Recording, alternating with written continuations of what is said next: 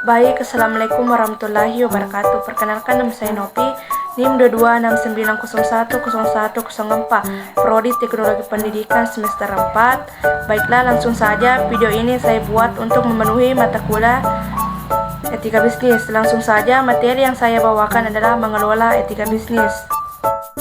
Mengelola etika bisnis.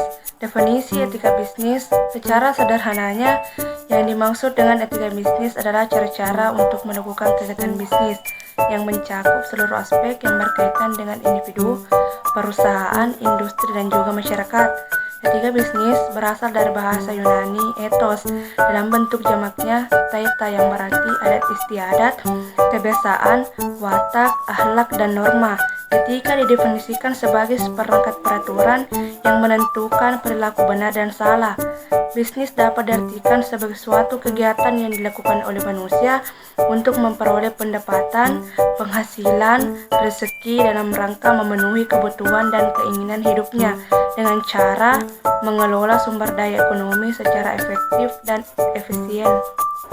Pengelolaan program etika dalam bisnis. Struktur pengelolaan program penerapan etika bisnis untuk perusahaan yang besar biasanya meliputi struktur. Yang pertama, komite eksekutif etika dibentuk oleh direksi dan dipimpin oleh salah satu direktur anggota, para pejabat senior dari masing-masing direktorat, dan bila perlu dibantu oleh seorang penasihat etika dari luar perusahaan. Komite ini lebih bersifat sebagai forum yang mengarahkan steering komite dan bertanggung jawab dalam menciptakan situasi kerja kondusif dan perilaku kerja yang etis. Yang kedua, direksi membentuk suatu biro etika sebagai perusahaan sebagai pelaksana tugas harian komite eksekutif etika. Yang ketiga, Dewan Komisaris Perusahaan membentuk komite pemantau etika dan kepatuhan yang bertanggung jawab untuk memastikan bahwa program penerapan etika bisnis perusahaan berjalan dengan efektif dan efisien. Prinsip-prinsip pengelolaan etika bisnis. Menurut Muhammad, dalam etika bisnis Islam ada beberapa prinsip yang harus diperhatikan oleh setiap orang dalam menjalankan bisnis, yaitu yang pertama, unity atau kesatuan atau keesaan.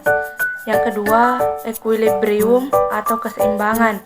Yang ketiga, free will atau kebebasan berkehendak. Yang keempat, responsibility atau bertanggung jawab. Yang kelima, benevolence atau kebenaran.